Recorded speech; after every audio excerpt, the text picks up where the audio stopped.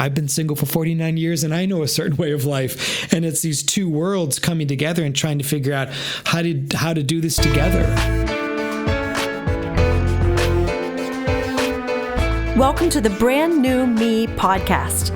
I'm Frances. And I'm Pam. And we are two women passionate about helping others thrive in life, not just survive.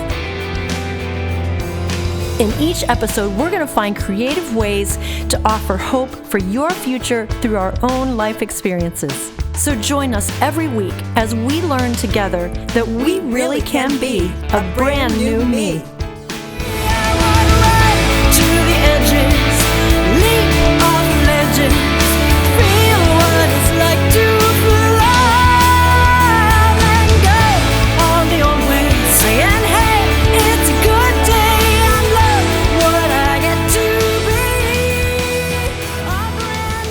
Welcome to episode number 10.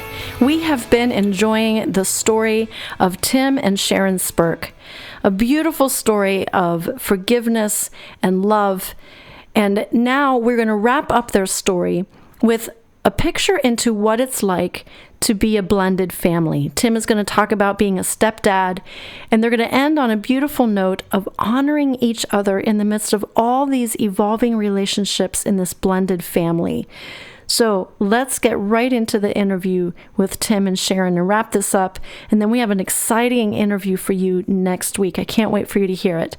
So here we go. Let's listen in on our last discussion with Tim and Sharon.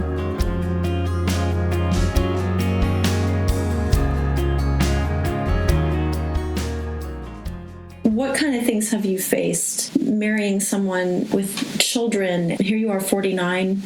Well, you were 49. Now you're 51. So just talk a little bit about that. That happens a lot for people. They get married and there's children, there's other spouses involved. Just speak to some words of wisdom or from experience that you've learned. You've shared some precious things already with how you get along with Sharon's former husband is really, really precious. And obviously she shared what she's walked through with his wife now. Tell us your part in that. Yeah, I didn't know how it would be with her ex-husband. I think I knew him well enough to know he would be happy for us, that Sharon had somebody in her life and that we were together. But that piece of I would be their stepdad, I didn't know how he would be with that because I didn't know him as a dad. He loves his children so much and they love him so much. And so that's really a phenomenal thing to be able to step into. I feel honestly honored to step in to a situation where both parents adore the children and never speak badly about the other spouse to the children. Ever. I've never heard Sharon do that. And I know he has done the same. So I'm really honored to step into what I consider a very healthy situation. So, I mean, I would say that Sharon's ex-husband and I connected, probably pretty simply from the start. We really did. The first time we were all together in the room, all four of us, it was a little awkward, like, hello, hello. So it was kind of hard to know what to say. But I remember this one time, we were still dating. It was probably 6-8 months into dating. And we were at their house and they actually were like, hey, have a seat. And we sat down and I'm thinking in my brain, well, this is awkward. But we sat and we laughed and we talked. And I thought, how weird is this?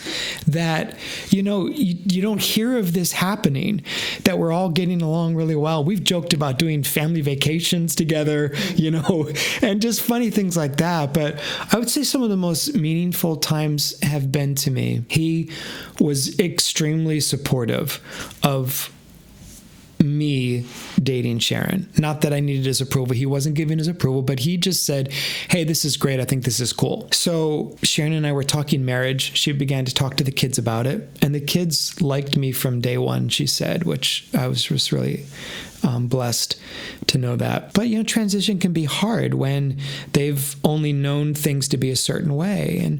And her daughter was just struggling a bit with, not with me, but with thought of change and transition. And I can understand that because I can battle that sometimes too.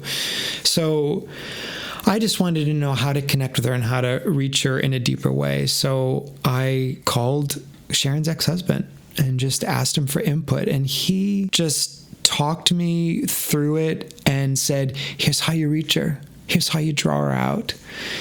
And we just had a moment there where we really connected in a deep way. And he said, I want you to know that I've prayed for you through the years. Not me, Tim, but for the man who was going to marry Sharon and be the stepdad to his kids. He said, I prayed for the right person to come along. He said, you need to know I'm very glad it's you. He said, because I know you and I know you're a man of integrity and I know you're going to love my kids and take care of them. And he said, I'm a little jealous because you'll be spending more time with them than me, but I trust you with that. And I said, well, you'll never worry that they'll ever love me more than they love you, because trust me, I know already that's not going to happen. They love you deeply and nothing's going to change that. I'll never take your place in their lives. And it just began this connection where it's like we're all doing this together. We're all investing in them together. And he's just been so incredibly supportive of me through this whole season. And being a stepdad is great. I mean, it comes with the challenge of trying to figure it out. The three of them have lived together and known a certain way of life, and I'm coming in and I've been single for 49 years and I know a certain way of life. And it's these two worlds coming together and trying to figure out how to do this together. It was their world and my world. And I still feel there's still times that we're still figuring that whole thing out. I am a morning person and early to bed person. The three of them are all late night owls, And so it's funny and it's comical. And I stay up later. She goes to bed earlier sometimes, And so we've adjusted to that. So being a stepdad is great. There's no manual out there. And I was looking everywhere for somebody that I could talk to who's been in my shoes, where it's a healthy situation with the dad. And how do you do this? And they're teenagers. It's not, if I walked in and they were 4 and 5 years old, it would have been a lot easier to just figure out how to do. And I feel like I'm still figuring it out. Sharon and I talk through it, and I'll tell her what I'm trying to figure out and how do I do this? Is it okay to do this? Is it okay to say that? And she's great about giving me grace and giving me space to figure it out. But there was nobody to talk to, and I wish so deeply that I've had somebody that I could call upon to ask for input and help. And I want to be that for somebody at some point. Just pull them along when I see them stepping into a situation. What can I do to help?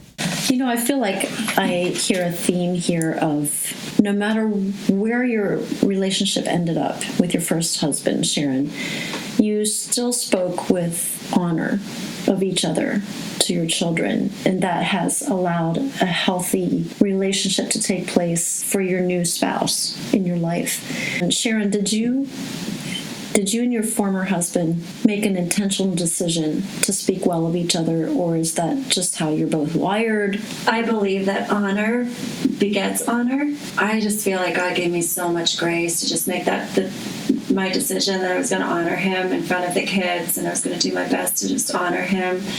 It didn't mean that I wasn't mad at him, that I didn't have intense feelings, that I didn't have a lot of forgiving to do, but I did choose to honor and to keep the peace and to build bridges. And so I think that just sowed into him honoring me. And so when I heard years later that he would talk to the children about honoring me, and if he would hear from me that they were not honoring me, they would hear from him. So he really had my back, and I just have to give the glory really to the Lord, because I didn't really know how else to proceed. That gave me the most peace, was to just keep it at a place of honor, and I feel like I was able to reap it from him, that he just chose to honor me back. I think when you start out being bitter and caustic and angry and sowing those seeds, you're going to just get it right back. And that's what you see in a lot of relationships. And I'm just really, really thankful that we chose the road of honor. We're still reaping it. Well, thank you both for sharing your story and for your example in all that you've both been through. Is there anything else you want to say in closing? I would say trusting God is worth it. Putting our all into completely looking to him and trusting him. He is worth that, and he never, ever lets us down. We might feel let down, but it's not in his nature to let us down. It's impossible for him to let us down, and he's so worth trusting in.